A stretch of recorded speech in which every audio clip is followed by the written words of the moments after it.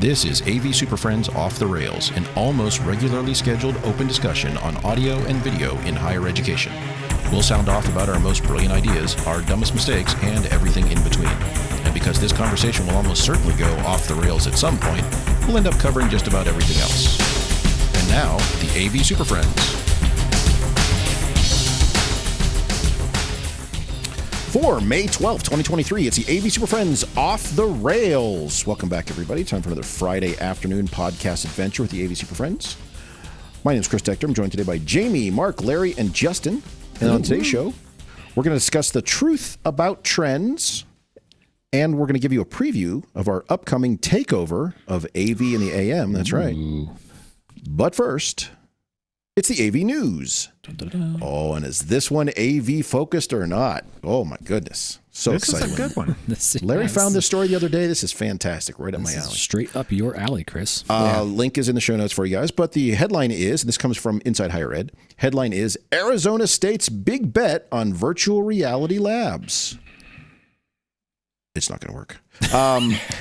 Subhead on this one, the university drops in-person labs and intro biology courses after an experiment that boosted inclusivity, but some question whether the technology can faithfully replicate scientific pursuits. So I guess the question is this going to be, is this a thing? Is this going to work, or are we now...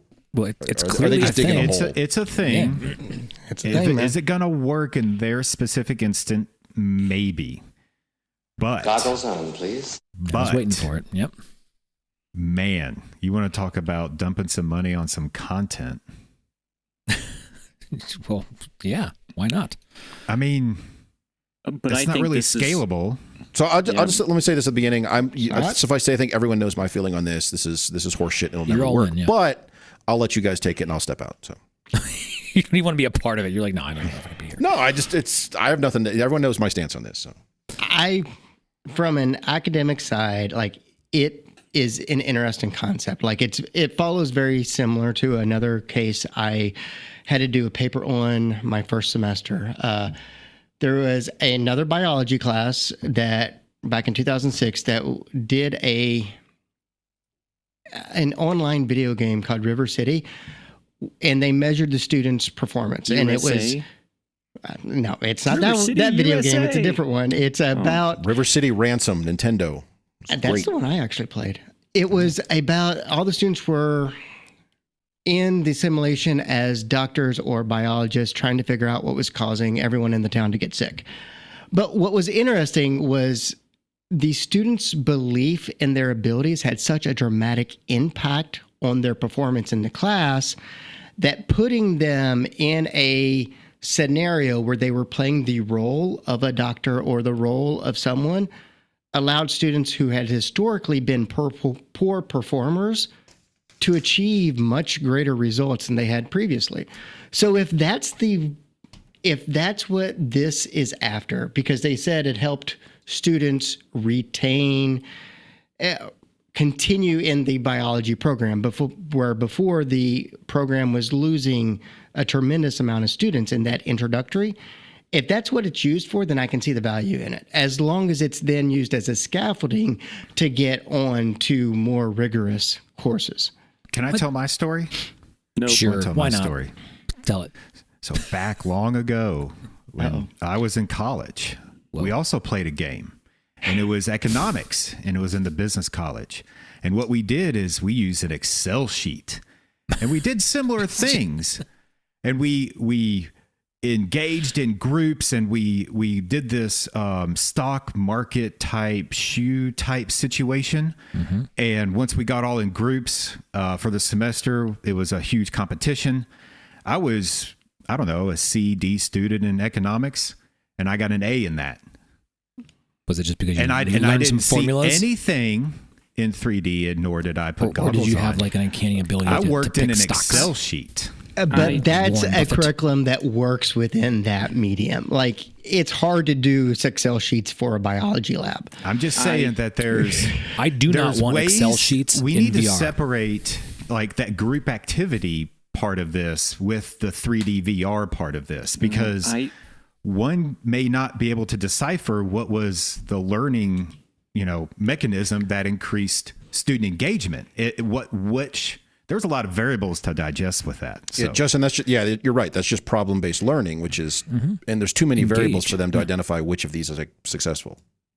I think that this is the use case for VR in education. I think it is. Yep. But this is curriculum that is purpose-driven to solve this thing. Biology labs, chemistry labs are insanely complicated and expensive to continue. And if you have a low barrier of entry to dissect as many effing frogs and fetal pigs as you want, you know how many frogs then are out there? Now, it's like 6. I Step one like so 3 yes, a day. I think it properly, and then we're assuming there's a company providing the material in order to make this work, and it gets provided, and it's biology 101 for every high school, every college in the nation, and they're going to make money on it, whatever. But it's a low barrier of entry to study and examine these things.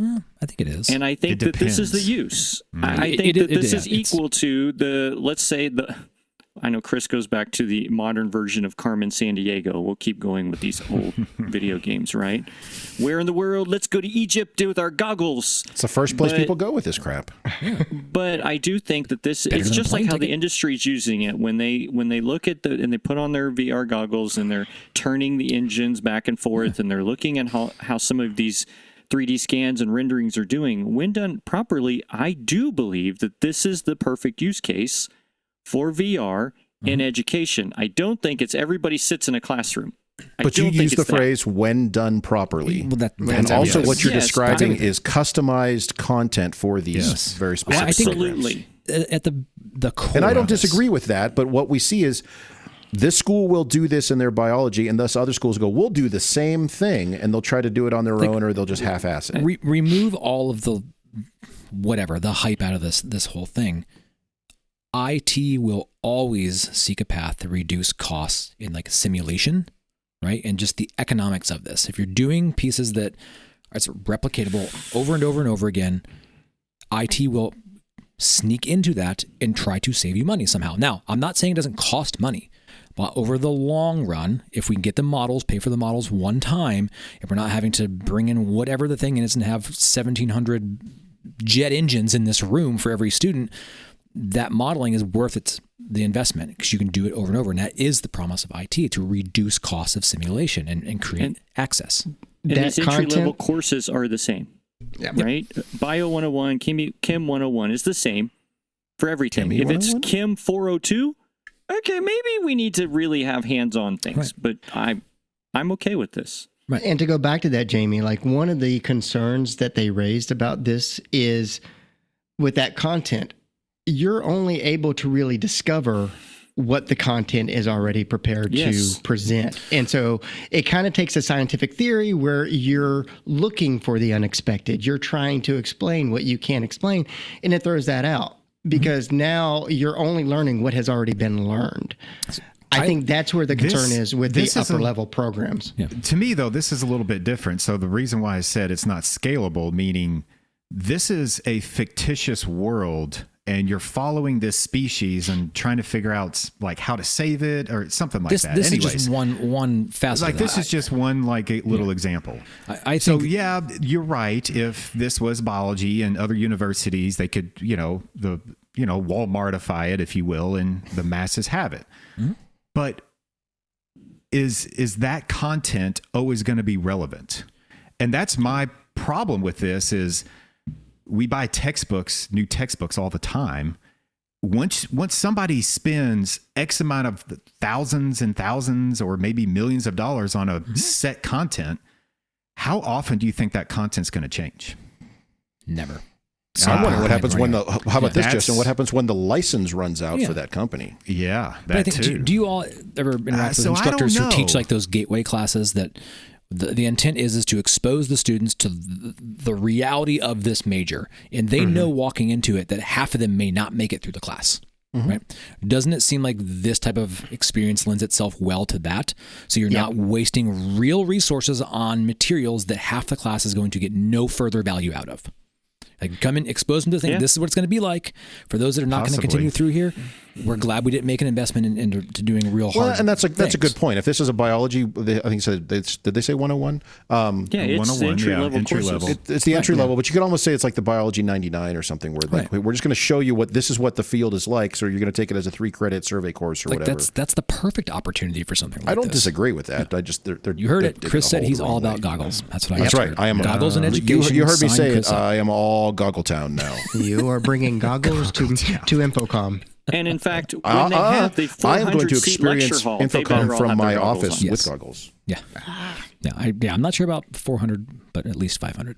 They should take notes with their goggles on in the auditorium. Yes.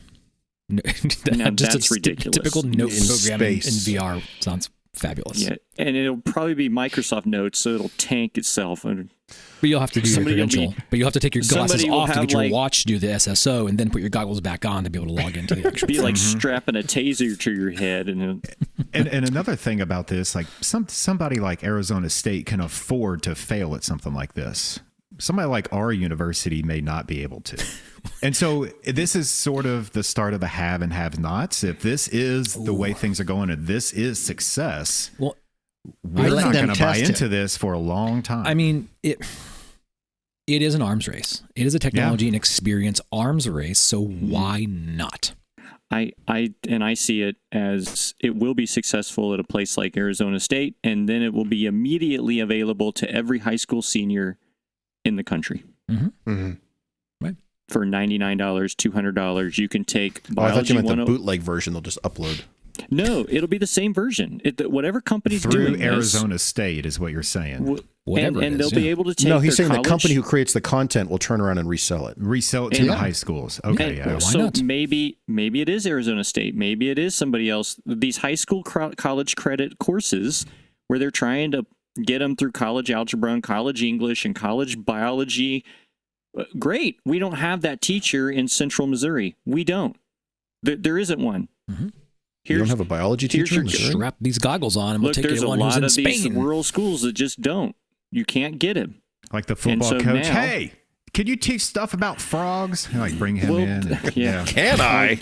Yeah. Well, first you need a long stick with a hook on the end of it, and then a boat in the middle of the night in a spotlight. Gigging frogs. Gigging them frogs. You got to rip the guts out of them to cook them anyway. Yeah. Okay. Well. Goggles on, please. Perfect. Use it twice. Gigging frogs and goggles on. Let's do it. All right. Yeah. Off the rails. So there you go. We'll just look for excitement about what happens with this. Yeah. It's going to be canceled in 2 years. All right. In the meantime, we'll take a commercial, come back, and we'll talk about some other trends that will never be a thing.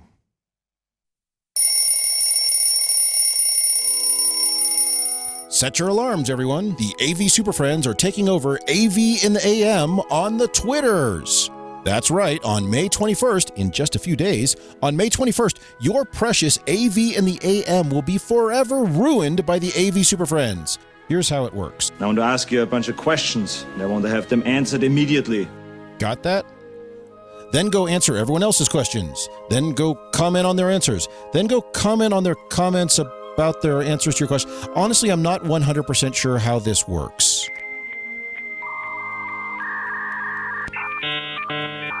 Anyway, how do you participate? Well, first you need the Twitter, so go get that at, it's www, look it up on the internet.com, and then you wait. We're not starting anything until early on Sunday, May 21st, about 8 a.m. Eastern, after a complete balanced breakfast, or whenever we feel like it. And if we don't have things going by then, just wait longer.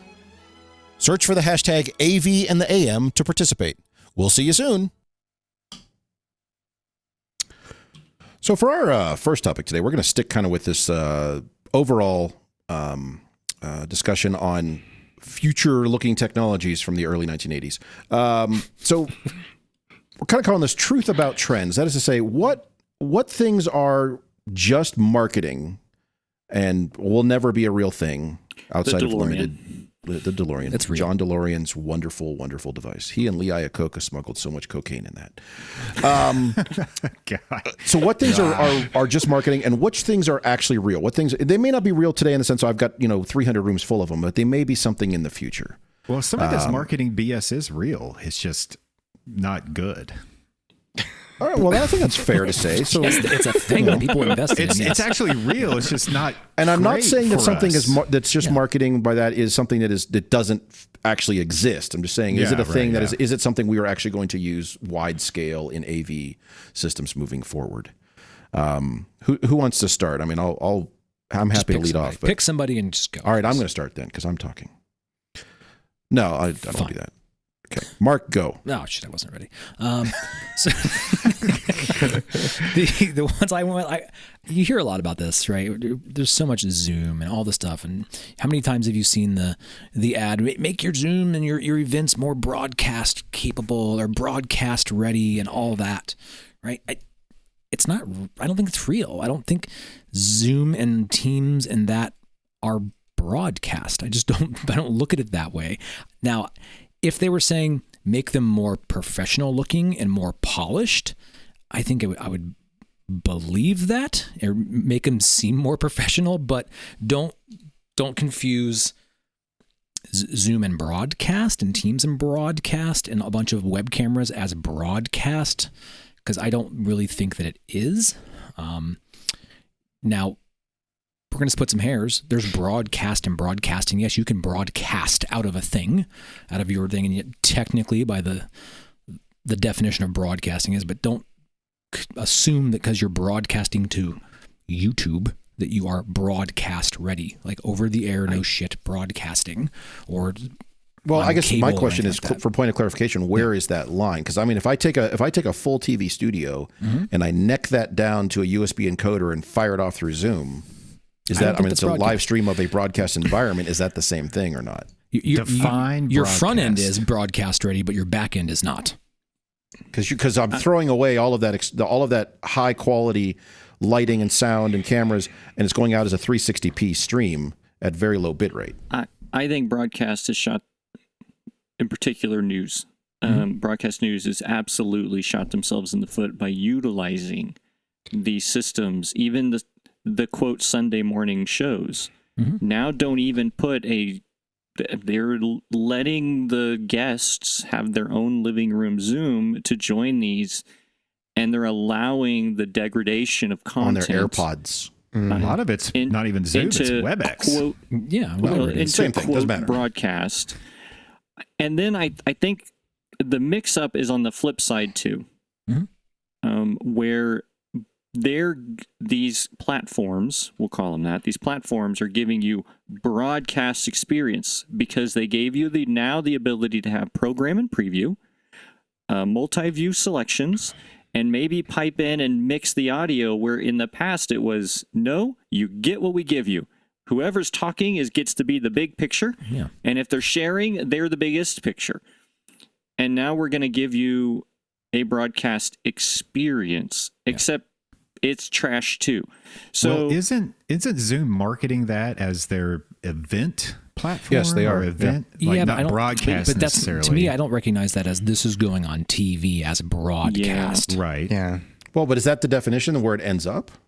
Not necessarily. But do you think is Zoom itself? Do you recognize, is that a broadcast? I mean, no, I don't see it. Well, that's why I was asking what you mean by broadcast, because I don't disagree that taking, to Jamie's point, a crummy webcam and sending that out over television is not the same as having a proper lensed camera with lighting. And I think all the rest the of spirit of long this is hair that behind it.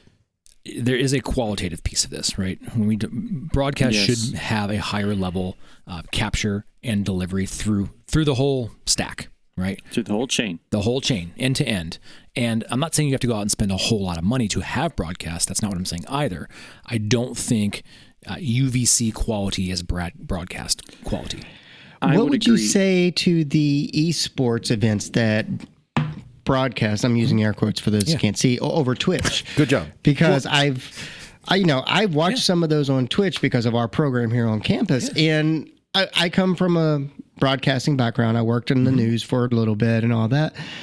And I agree, it's not that same level, but it's higher than Yes, that is a lot better than a Zoom or a Teams call shared to an encoder that's going out over the air somewhere. That's not broadcast quality. Like scraping just a computer screen, it's not quite there. Now, I'm not saying you're not broadcasting. That's not what I'm saying. You are sending a thing out to multiple people by the very definition. You are broadcasting. Yes, but so you're using broadcast as like capital B broadcast, right? The capital B broadcast. So when noun and adjective. Yes. We got to separate those two. Action versus thing, right? And so I think that it's easy to get hung up and like, oh, I'm going to be able to do broadcast quality events from the Zoom or whatever it is. It's like, no, there are platforms, yes, virtualized platforms that allow you to do more broadcasting, vMix, with enough time, energy, and the correct things, OBS, all that stuff. You can have a more aligned broadcast event and go live because they're tuned to deal with professional level broadcast spaces as well. There's other pieces under the hood. I think the secret's I think people are using make your events broadcast capable or more broadcast as a sales pitch to make it sound like, oh, my Zoom, if I get this magic widget, is going to be all of a sudden this TV quality event. And that's just not true. Shot from my living room with my laptop camera on my AirPods. Yeah. So buyer beware when it comes to that language that you see. Now, when you're looking for things in that, like, spoiler alert, our broadcast cameras are probably not going to connect to a computer via USB cable. Not to say it can't, and you can't do it. Make it. Yes, I can do that. You can adapt it and get it there, but most broadcast stations are probably not using that as their preferred method to deliver that image to you. Just pro tip. It's probably so. Again, I do want to raise that question. What if we have an appropriate studio space? We're doing an event. We've got a 3-camera shoot. We've got the appropriate lighting and the sound, and we've got the appropriate crew and the right cameras and the right switchers, and we're doing everything we would ordinarily that would normally go out to a truck and then go out on the network. But we are taking a feed of that of the program feed as the director calls it, and it goes out to a USB encoder, and then we do a stream of that. Is that you just said it at that level? Is that your stream functionally broadcast quality of a stream? The quality, yes, would qualify as a broadcast quality. Okay, the stream would qualify, but you did all the other steps ahead of that. Yeah. Right. And I think that's what people think when they hear Zoom out of the box. Right. I think that's what they hear when people say, "Oh, we're going to do a broadcast quality Zoom event." Well, it would be if everything up into the Zoom point is done that way. Then maybe I'll hang out here and say maybe there are more broadcast-ish transitions and screen layouts. But not necessarily. If it has a star wipe, you're broadcasting. Yeah, as long as there's a star wipe and sparkle effect, you're set. Yeah, you're so broadcast. It's dirty streaming masked with broadcast type. Yes, I think the key here is that the current marketing, says this is broadcast ready equipment from your Logitech webcam. Right. And I think that's the marketing BS that Marc is calling. Well, and I'll go one step. There's more to it. I'll go one step farther than that and say that putting 2 PTZ cameras and a USB powered ring light in a space does not make your event or your classroom or your conference room broadcast quality. You just ruined me. So knock it off. Maybe a little bit better. I don't disagree. Those things improve. Just aiming somebody's laptop webcam at them. I will say there are professionals who are so good at their craft, they can take crappy tools and make them look good. Oh, absolutely. But but that doesn't necessarily mean, there is professional. I know y'all are talking about me. Well, I didn't want to come out and say it, but we're talking about Justin. So, Justin, the master of NDI. But I don't think you're just going to get a off-the-shelf plugin that's just going to make crappy stuff just look magically good. That it's going to be, but Marc, it's $99 for this software, and it says it makes it broadcast quality. That's the exact point I'm trying to make. There it is. All right. So what's real, Marc? What's real? The proper tool to capture the space the right way, right? And so look at the real tool sets. Don't be stumped by just software.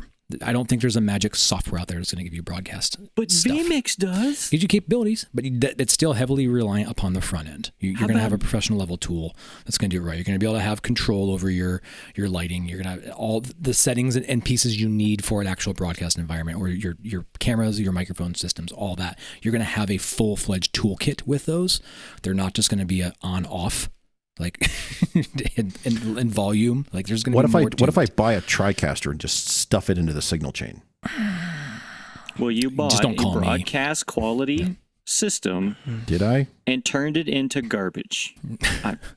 You can do a lot with it. Don't get me wrong. You can do a lot of things. Yes, to me, I don't think you're going to get what you pay for, right? And I'm not saying you have to pay millions and millions of dollars to have broadcast capable, but there is the right tool, and there are lots of companies out there that do sell broadcast quality pieces and equipment that are affordable, but they're probably not no-name. No, I would argue that you could probably get 90% of the way there to production TV quality for a couple of grand. Yeah. If you buy the right stuff and you have a couple of people who know how to operate it correctly. It's the knowledge, right? The right tool with the right knowledge can get you to that broadcast. There's not a quick thing you're just going to buy. It's going to give you. But I took a 2-hour training course. I'm good. Right, you're fine. It was in VR, so you probably were a lot of LinkedIn learning. Yeah, it's all the future. So I don't know. I think it's just be careful in the literature you see out there. I think it's easy, and it's so popular now that people are doing this quote unquote broadcasting from everywhere. It's easy to think there's a foolproof way. Many of you may have got the request for somebody wants, we want to do a little recording studio over here and we can start doing our broadcasting, blah, blah, blah. It's just, we found these things on Amazon. It's like, let's have a conversation about that. Yep. So that's my take. All right. What do you think? I don't disagree with any of that. Well, then I'll do another one. Then I want to find one you disagree with. So you failed. So I'll go next as far as what's fake and what's real. So I'm going to say that the thing that is a purely marketing BS that's a trend is USB-C, and I mean USB-C as the panacea, one thing that will do it all. I just plug this in. I just buy stuff with USB-C and it works and it does everything I need. It does my audio and video. It does my UVC connections. It does my AV bridging. It does all of that. Chris, you should go back and listen to the show we recorded with Cornwall. Yes. Wait. Go listen to it. All right. Hold on one second. All right. So that version of USB-C as this thing, this mystical, magical thing that will work for every device in every scenario to do every possible operation necessary is marketing BS. Don't believe it. On the other hand. Wait a minute. So you're saying it doesn't always work that way?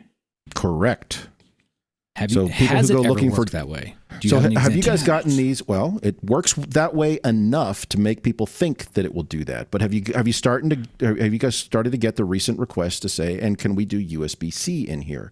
Because they think, well, that's how my computer connects to my dock, or that's how this thing plugs in over here, or that's the thing on my phone. So if we do that, it will do all of these connections, all of the protocols, all of the power and the charging and the network. It'll be fantastic. That's fake. All in one connector, Chris. Just buy into it, man. Just don't fight it. Cost me $99. Most of the time works. Oh, yeah, I'm gonna deploy things based on most of the time. Does that mean like 51% of the time it works? That's technically most. 50.1. Yeah, how often do you see my stuff mess up here? And I'm running USB-C everything. Yeah, Justin is a walking commercial for USB-C. I'm not going to answer that. Yeah. Like this is it's not so bad. Come on, you're right. Chris. You're right. Maybe most of the time it works. Okay. So then let me give you the flip side here. The thing that is real related to this is USB-C. And by which I mean USB-C used and deployed correctly. Yeah. So I think of all of us, I think Jamie's the one who stumbled onto this first, is like, screw it. I'm just going to put a proper USB hub immediately after the 1 meter long cable, break out all the signals to their appropriate devices, audio, video, networking, power, etc. And then it does work most of the time.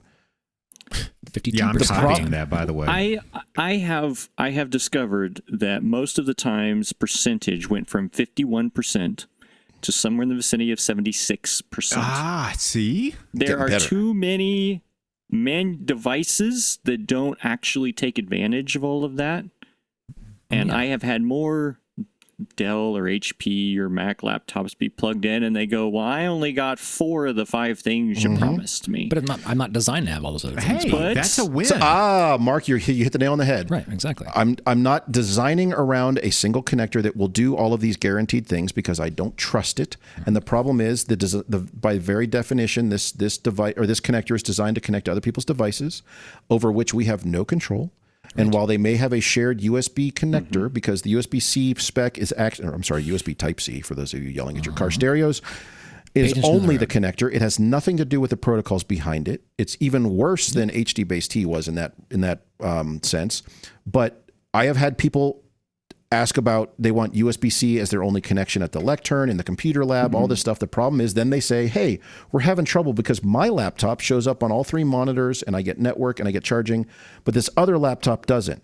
Yes, you have no control over what shows up as a display link, display port, the display port, the multi-stream transport with the multiple displays behind it, how much power are you charging, and what happens, I ran into this one the other day, different devices when maybe they require 75 watts and that cable is only delivering 60, and they'll go to like that low power charging mode or low speed charging mode, but they'll also disable certain features on the computer because it's not running at full tilt. That's fun to find out, even though the little thing in the corner beeps and shows you that you're plugged in. So that's where USB-C falls apart. Where it works is when you provide it, or when you design it in to be integrated as a secondary, as something that can do multiple things, maybe for some people and some devices, we don't know, but there's still way too many questions around it.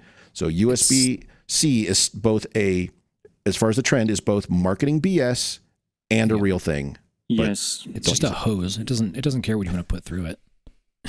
It's just a connector. I don't know. Have you ever tried to push dirt through a hose? I know. That's what I'm saying. You can have the same problem with USB-C. Try to jam some dirt through there. I haven't either. I'm just making shit up. Yeah.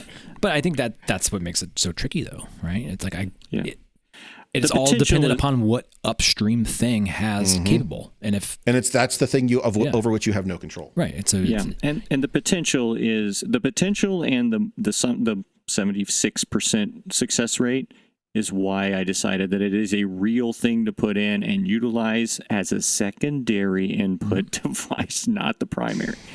And Jamie, you just said it there. I think I'll even amend my statement to say USB-C is not a thing. The potential of USB-C is a thing. Yes. I look at USB-C more as a network connector, as weird as it is. Like it's I don't look at it as like a video spigot or something. Well, you just wedge that into your RJ45 connector. But I'm not saying it isn't. But it's all kinds of If you think of it more but don't look at it as an audio trust architecture is not like in this discussion. But I feel like if you treat it more like a network, you have to have all that additional awareness before you're going to do it. It's not a video and audio spigot. It is not that. Whoa. Oh, I see so what you're saying people are aware of what they're doing? They're plugging shit up to a network? I think it's the same thing. You will all pause before you just hand out, here's this LAN cable, go ahead and plug it in. You're going to be like, no, it's not going to work. You have to have that same level of awareness when you start to do USB-C out there. I wouldn't give people a LAN cable sitting out on the table and just saying, here, have fun. And nor should you a USB-C. Not? I do that too. I'm like, I've discovered that I shouldn't do a lot of things that I'm doing. Because it's more of a data pipeline than it is a media pipeline. Yes. That's my point. So, yeah.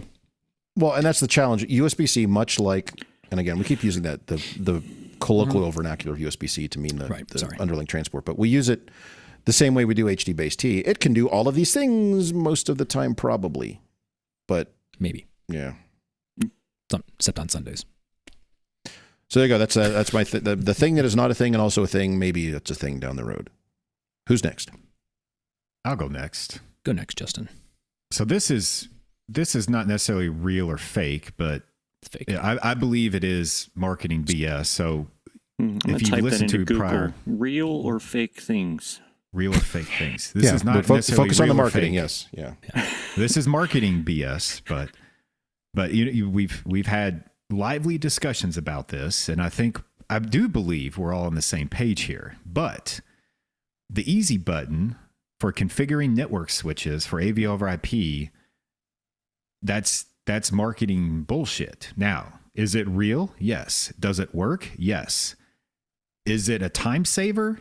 Yes, as long as you know what's happening on the back side of that easy button, where the real AV over IP, where you have to figure out all your different protocols and everything that's mixed in on the network. You've got different network settings, and you got to understand what packets are hitting what layers, and you're able to get metrics from it. Yeah, that's probably real AV over IP. We're doing both. We've done both. We're doing the easy button, and we have closed off AV over IP systems. And that's just because of how our network architecture is at our campus. So, Justin, can I add some version of that on there to that? Because I think it's easy to say the switch. There are wholesale manufacturers out there that will sell you for an easy ecosystem. button AV over IP ecosystems. And yes, and you'll know it because we take care of all the networking for you. That should be your first red flag. If they're taking care of all the networking for you, that is a problem. An audio thing, right? Yeah. And so I think it extends to things beyond the switch. I think there are endpoints and manufacturers and wholly owned like ecosystems that do easy button AV over IP. The network switch is the culprit now because what is the weakness of the AV world altogether? It's networking. And so manufacturers are like, hey, if we develop an easy button, more AV people are going to buy our switches. So it means more profit. And that's what they did. Yes, but there's different verticals in that woven into. But the easy button extends out to all devices everywhere. Yes. And you'll see more of this as you buy this ecosystem. You just hit this button, the speakers are tuned, everything just works. All the microphones, you buy our microphones too. Everything's perfect. No, I'm all about automation, but I like easy button automation. I'm not a fan of manufacturers who sell product to say this. We're going to do AV over IP. We'll take care of all the networking for you, and they spin up all the stuff. You just plug it in, and it'll just magically. Yes, let's parse that out, though, Mark. You don't feel comfortable with the networking portion, but you feel comfortable with the audio portion because you have the audio skill sets to back that up if something goes wrong. But your team may not have the networking background to fix a problem. Well, I don't know if it's that after the easy button's pressed on the network side. I think the real question is your solution enterprise ready or not? And I'll go one step further and say, I don't believe you're AV over IP if you're on an island network. I think you're just replacing HDBase T and transport. But I don't disagree with you. You're not going to see the true value of AV over IP. I think you could make the argument though that no, I'm going to disagree with that. You can make the argument that would be AV over IP depending on the size and scope of your deployment. Because AV over IP means I can software select and reestablish subscriptions to different streams on the fly based on or programmatically or manually. But that could be on a closed network. Now, if you're saying from the standpoint of in an enterprise, if the first thing you're doing is creating an island for your AV over IP, then you're not doing it correctly. You need to start your conversation with your network team so that 2 or 3 or 5 years later you have that. But I'm not going to argue that just saying blanket it's not. I will, however, give you the caveat that if your system is functionally point to point, I've got one encoder and one decoder, then in a closed 192 network, then knock it off and just go HDBase T and save yourself the $3,000 switch with an easy button switch. So I don't. To me, it's the value proposition again, right? I don't understand manufacturers who say, "Oh, we're just throw it on your network. We'll take care of all the networking for you." Like you can't say both of those things. You're not allowed to say both of those things in an enterprise environment. So to me, that was that's how I interpret it. But I cut you off, Justin. Please proceed. Yeah, this was Justin's thing. Yeah. How did we get... No. There's a lot of different things to break down with this, though. Mm-hmm. And what I wanted to focus on was making sure people understand the value of the easy button and where it can bite your ass and know the difference of the two. Because the easy buttons can save you a lot of time. Well, you're asking. So, Justin, give me a scenario where that sort of automatic setup, configuration, whatever, does make sense. Where do you use that? Where it's like, hey, this is legit. It saves a bunch of time and it works every time. So we do that a lot in classrooms where we need 3 inputs and 2 outputs or some weird stuff. And I don't want to buy all this 8x4 matrix switch or whatever. And it actually financially makes sense to go AV over IP in a lot of those situations, even though... Yeah, if you're buying matrix switches, just to people out there, if you're buying a matrix switch in 2023, you're doing it wrong. Right, exactly. Homes, and so what we aren't doing... is house of worship. Where you're not on a giant enterprise network. Well, we do it in classrooms, but our classrooms greatly differ because we don't really have standards. So, Yes. It's the Wild West. All right. Yeah. No, I'm tracking you on this. I think. But with our standard classrooms, what are we still doing? We're still You just doing said you don't have HTTP with a standards. button. Yeah, where are we at here? Pick one. There's a lot of different definitions of Kind standards. of all over the road here, man. With our, I know I don't even want to describe it because it'll just take way too long. About to get pulled over. We'll just go with Justin doesn't understand standards. How about that? All right, so that's lost his water. So what is Justin? Drinking water about lost his water. Yeah, that's the marketing. What's the real thing? What's the real thing? Yeah, what's the real deal? The real deal is, I didn't think the opposite of the easy button, right? I mean, you're sitting button. there configuring the network switch, you're configuring your endpoints, you're setting up everything the way it needs to be set up for the room environment. You're commissioning the system properly. So you log into something for the first time and you just look for where's advanced. Give me advanced. That just sounds slow. Give me the hardest thing to do.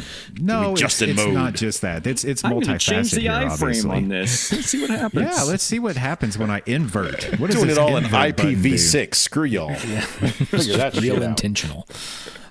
So what's legit real AV marketing? over IP? It's all real. The marketing BS to me is all about the easy button and just be careful with what you're pressing. When you do a real AV over IP real AV over IP deployment, there needs to be some real knowledge with your staff and your designers and your support team about what's happening on the background of your audio systems and your network and your video systems as a holistic one. What? Here's where I go with this. Yeah. And it sounds really horrible. You'll know you have the right stuff if you plug it in and it just doesn't work. Because it's probably like not the first time. It's not going to pull IPs. It's not going to do all that stuff. You're not going to. But the easy it's not button going does to that. work. The easy button will make it all just work because it does it all for you. You go ahead and take a bunch of stuff that's ready, just drop it on your network and see what happens. Your NOC team's going to call you right away. They're going to say, "What are you doing? What's all this multicast shit I'm seeing everywhere?"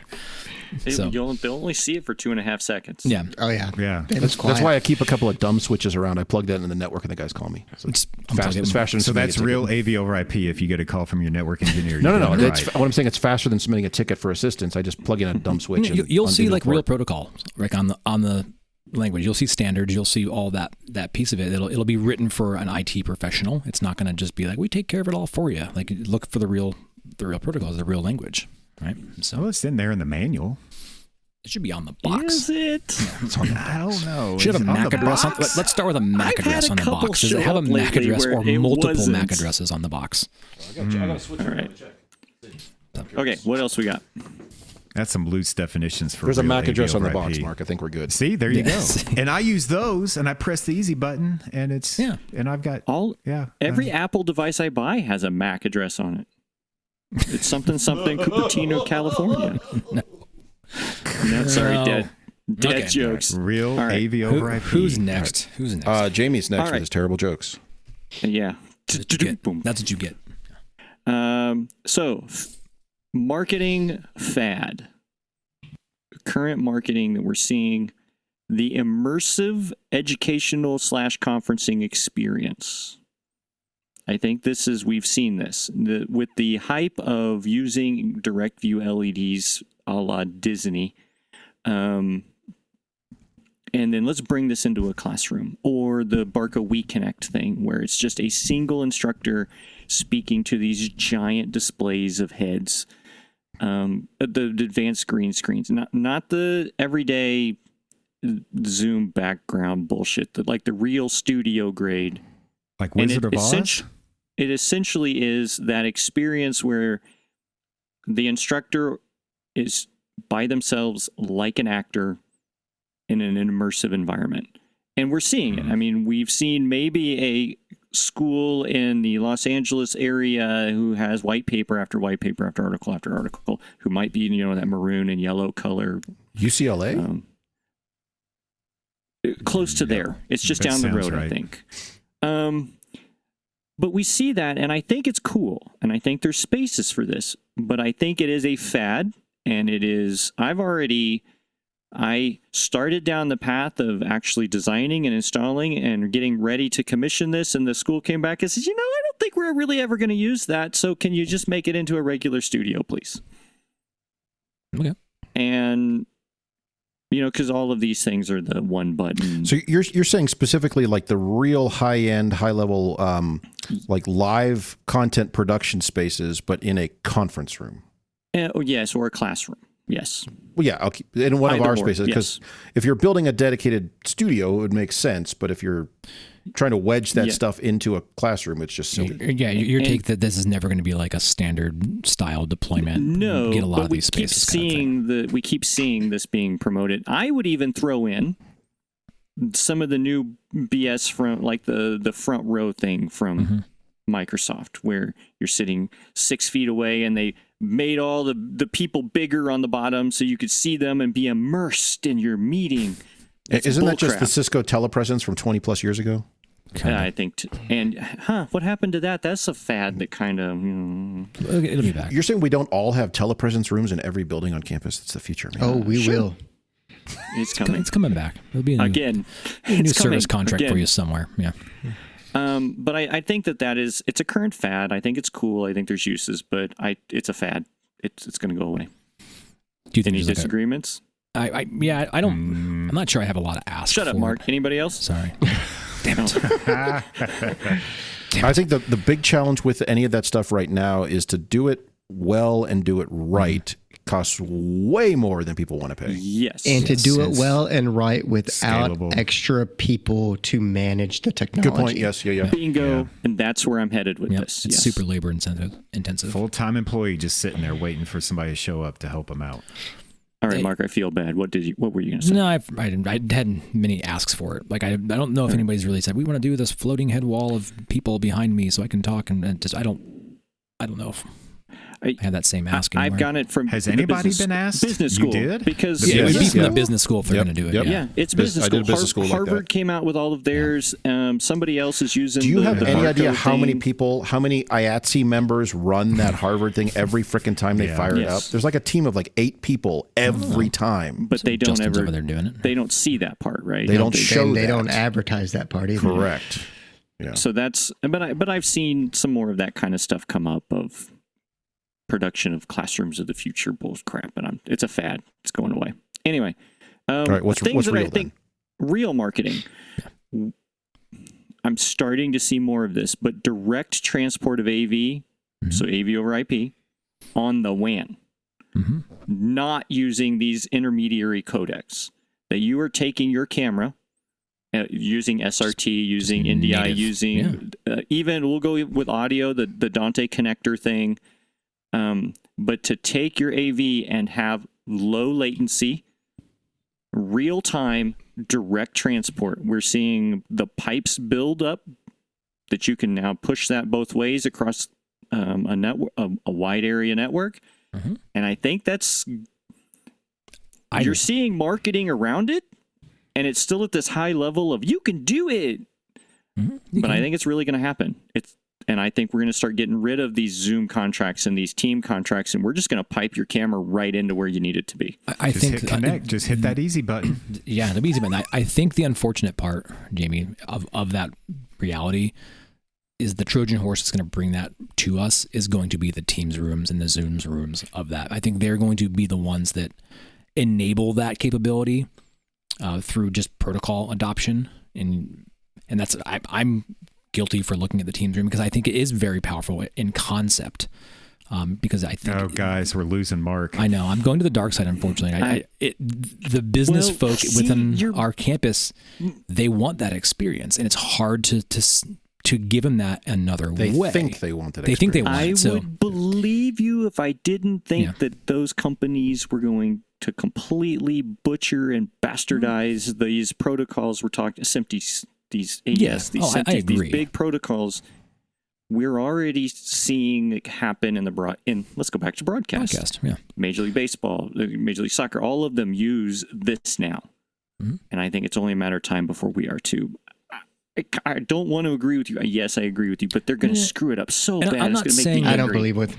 Yeah, I don't agree with them simply because there's no incentive for either party to start becoming interoperable at this point. So why would they adopt a standard that makes them that? No, I'm not saying they're going to work with one another. That's not what I'm saying. I'm saying you're already hearing the chatter about Teams room and Zoom rooms and Teams rooms adopting like real deal AV over IP transport, native I's and O's from the platforms, right? And so to move it around your WAN, like you said, and to me, they're going to do that and offer that out as experience. And then 10 years down the road when they replace it, you're like, why do we have to put all this other stuff back in? When we had this Teams room, we just put it on the network and it showed up on the projector. That's what I want to do. Why am I having to put all this other stuff in? So I think it's interesting to like unpack that video switcherless system. I think it is an AV over IP play. So anyway, that's what I think. Larry? It's me now. It's you. So the fad, and this is only because every conference I've gone to, every time they discuss Hyflex, it's always followed with the phrase, gives the students an equitable experience. As much as possible. Yeah. And I'm like, we can make good Hyflex rooms, but it's not an equitable experience.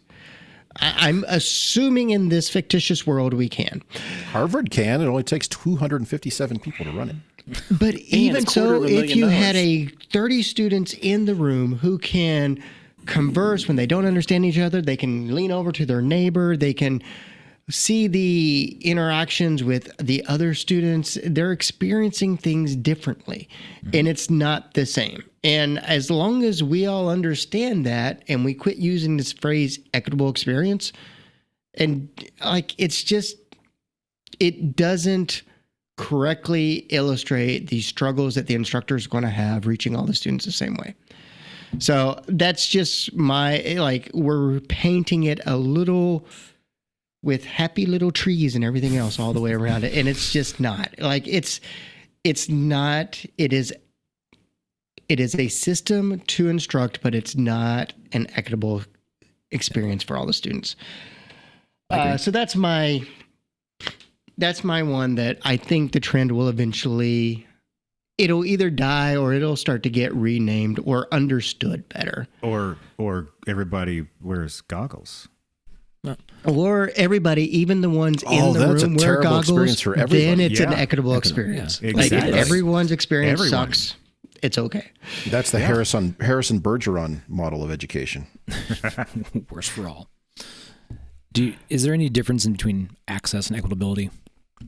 So I want to say that people confuse that. Giving a student access to a room via surveillance technology is not necessarily equitable. Correct. Exactly. Yeah, exactly the point. Like, yes, they're all experiencing the class, but they're experiencing the class in different ways. Mm-hmm. So that's just the one thing that I've kind of rubs me the wrong way, even more so than people equating Hyflex and hybrid. That's a whole Those are the same thing, right? Are you lumping that kind of like all the stuff that says, hey, if you put this stuff in here, it's going to give you a more equitable experience kind of a thing? Like, okay, I got you. If you mic the entire room, that gives the students at home an equitable experience. Not really, because the students in the room, our ears are smarter than the mics, and we can focus on the instructor. The students at home is hearing the person in the back room tap their pencil all day long. Pencil and crumple their paper and all the other shit going on, the AC handlers, which all that. Adds cognitive load that the person in the room doesn't experience. So it's not equitable. Man, that sentence, Larry, that was cognitive load. Yeah, ooh. That was that. Don't give me that. Academic. Almost everyone here has their CTSD, and that's on the freaking test. Somebody reads books. So the other one, and this was one that came up recently because I was talking with my director about the return to office initiative that's happening in the business world right now. Mm-hmm. A lot of the startups and all are seeing that the younger employees aren't getting the same type of experiential learning, that stuff that can't be, there's a qualitative learning that happens, not the quantitative. You can't really say exactly, how all this happens. It just kind of osmosis takes place. And I think we're going to see the same thing in higher ed, and it's going to highlight the value of students actually being in class and how it affects AV trends is we're going to have to start focusing on classrooms that create space for that collaborative learning more so. Those active learning rooms that everybody hates for whatever reason, I like them. We're going to see a real I hate poorly need. designed active learning rooms. We're going to see a higher demand for those types because students have missed part of that learning environment. And if we are trying to sell them on coming back to the classroom, we need to highlight how that learning environment is different than the one that they've experienced. Well, they should ask Justin because he's a salesman. No, they should ask me because we've been pushing for, everybody's throwing cameras in their classrooms everywhere and microphones, and we're, hard fast. No, some of us are also hooking them up. No, we're not hooking them up either. Just runs by and throws them in the room and walks away. Here's your camera. See you, bye. Good luck. I'm still putting cameras and mics everywhere, but I can see the push to get students back into that experience. We've always pushed for that just because I think that's what we had to market because that's what our bread and butter is, brick and mortar university. So I think you would be hard pressed to make the blanket argument that attending a class from your dining room, from a coffee shop, or from sitting on your bed, in your bedroom or whatever it is, trying to watch it while you're on your dinner break at lunch is the same as being in a classroom with other students. But yet a lot of people, I think, will try to make that argument. Yeah. Can the information be conveyed through that medium and modality?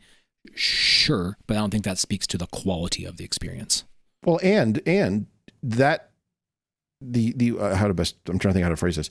That like stream of information, like the book or the instructor or the discussion is just one stream that would be taking place in that classroom, in that physical space, that classroom space. So there's a side discussion. There's multiple time zones going on. People can have parallel conversations. When you're online, you're getting just the only single stream you're being exposed to, unless you have all the paper crumpling. And all but it is broadcast quality, so we're fine. Yeah, it's USB. It's USB. It's fine.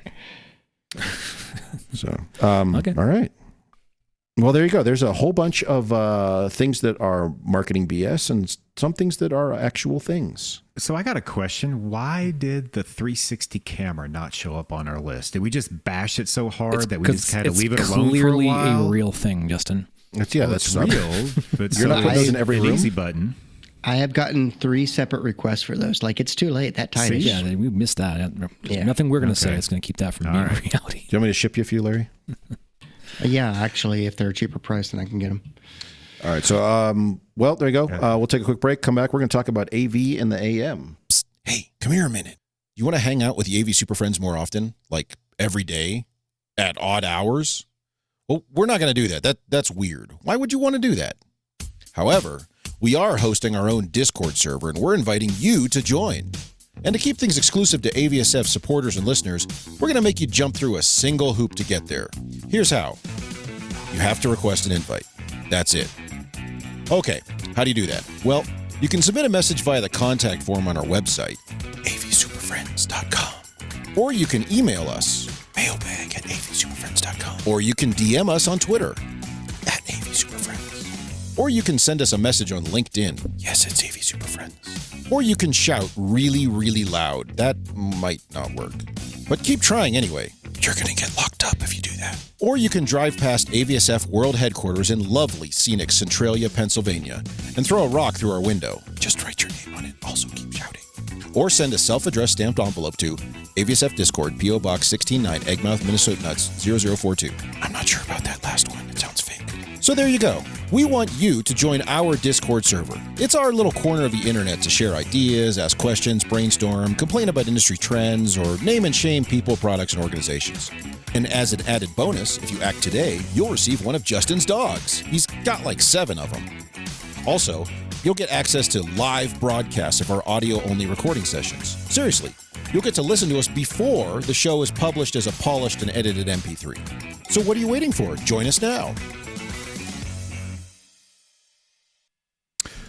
So, final segment here. I'm just going to turn this one over to Larry. Larry, what the hell is AV in the AM and what's going on with that? Just throw it at you. Nice. Well, otherwise, I'm just going to intro it and then ask him these questions. So, Yeah, you could have like given me some head up. This is not in the notes. Heads up, Larry. We're coming to you after this commercial. Ready? Okay. There's notes? There's notes, and this wasn't in it. This is missing. So, AV and the AM, Chris Neto was gracious enough to invite us to mess the whole thing up. Mm-hmm. So, we're going to go on next Sunday, the 21st.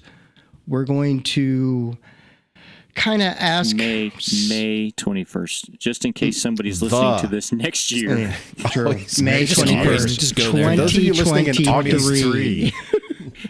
23. We have 5 questions plus a bonus question. They're all about industry trends, very similar to what we've already done here, but we're going to do a little bit of a deeper dive, and we want some feedback from everybody. We're going to talk about things like standardization being forced by certain manufacturers and platforms, talk about AV over IT, and talk about even things like the commoditization of AV.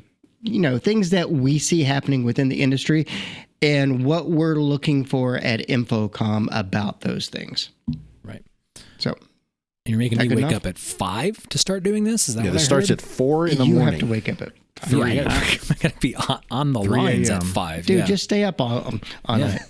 Yeah, you'll be perfectly coherent. Should be fine. That's right. That'll be This nice. is Twitter, right? This is Twitter. It's on the Twitters. So coherence really isn't a requirement. No. Well, no, it's probably not at all. You can't edit anything on Twitter, so you might want to make sure that you're right the first time. So maybe just a little bit. Well, we'll see. It's going to be a lot of Let me coffee. give you a preview of one of my responses. I agree. That sounds like a good plan. That is Use that as you see fit. There's not one moment where that will come out of you. Damn it! Now I got to remember that and actually type it in. Anyway, all right. Well, Here's another one from me. That's probably the dumbest thing I've ever heard. Now we're talking. Yeah. Yeah. That'll be a response to me, though. it should be lively though. It should be good. Oh, for you're us going to learn how respond use to this whole- yourself with that? I'm not 100% sure how the tweeters work, so I'll Okay, probably so end up we're gonna learn it in real responding time. to myself. Yeah. He's just going to be over in a black hole somewhere just Yep. talking to himself. The only people on here are me, and this guy's an idiot. Like, who's this Dector guy? God. Anyway, well, He'll cool. figure Well, that'll be it fun. out. So stay tuned for that, and I'll be getting up early. So Well, you'll probably have to get up early and have I got to sleep Egg in. McMuffin. Well, we've managed to ruin yet another episode of AV Super Friends Off the Rails. You can contact us with questions, topic ideas, or general complaints at mailbag@avsuperfriends.com. If you complain loud enough, we might just invite you on the show. Nice work, everyone. Sharp broadcast. Really good. Everyone on the floor as well. Really a lot of hustle. I liked it. The opinions expressed by the AV Super Friends are solely those of the individuals and do not represent their respective institutions, organizations, companies, or clients.